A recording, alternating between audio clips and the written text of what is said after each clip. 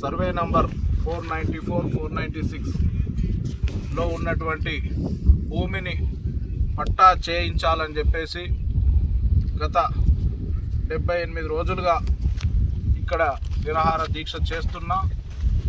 78 రోజుల నుంచి ఎవ్వరు కూడా ఇక్కడికి రెవెన్యూ యంత్రాంగం కానీ ఎవ్వరు కూడా ఇక్కడికి వచ్చిన పాపాన పోలేదు.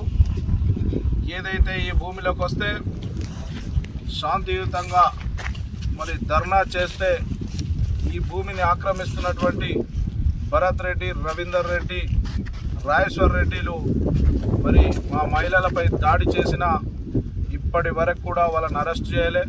తూతూ మంత్రంగా నోటీసులు జారీ చేశారు కానీ ఇప్పటి వరకు కూడా ఛార్జ్షీట్ దాఖలు చేయలేదు.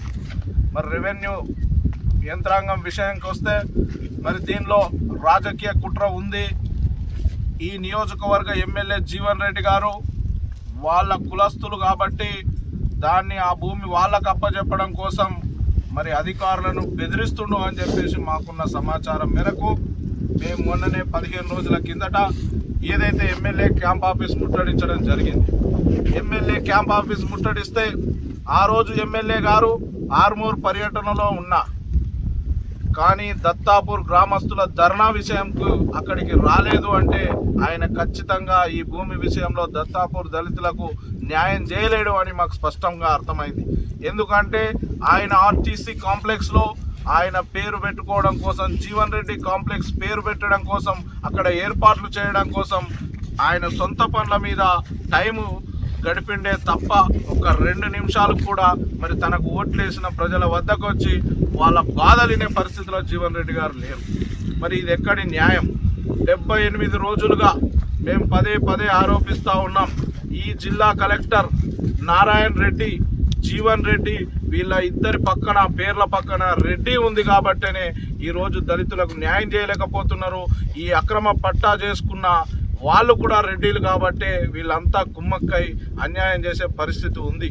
కానీ ఇక్కడ ఉన్న దళితులు చైతన్యవంతులు వాళ్ళ భూమి కాపాడుకోవడం కోసం 78 రోజులుగా ఇదే భూమిలో సాగు చేసుకుంటూ ఉండరు కాబట్టి దాన్ని వాళ్ళు ఏం చేయలేక పరిస్థితిలో ఉన్నారు.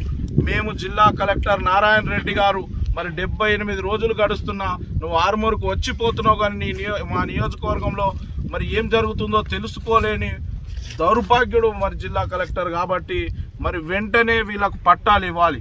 మరి 78 రోజులు జరిగినా మీరు స్పందిస్తలేరు కాబట్టి మరి ఇక్కడున్న జీవన్ రెడ్డి కూడా కలెక్టర్ కూడా మీరు స్పందిస్తలేరు కాబట్టి మీరు అసలు బతుకున్నారా, అసలు ఉన్నారా లేదా అన్నది మాకు అనుమానం కలిగే ఈరోజు మీరు మాకు లేరు అనే భావనకు వచ్చేసి ఈరోజు గ్రామస్తులు అందరం కలిసి మీకు పిండ ప్రదానం చేసి మేము నిరసన తెలియజేస్తూ ఉన్నాం.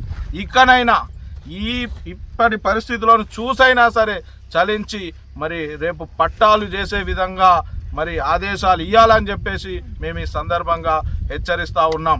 లేని ఎడల ఖచ్చితంగా ఎవరైతే ఇప్పుడు మా భూములు ఆక్రమించాలని చూస్తున్నారో వాళ్ళ భూములు దున్నిపిస్తామని చెప్పేసి మేము ఈ సందర్భంగా హెచ్చరిస్తూ ఉన్నాం. 24 గంటల సమయం ఇప్పటికి కూడా రెవెన్యూ యంత్రాంగానికి 24 గంటల సమయం ఇస్తూ ఉన్నాం.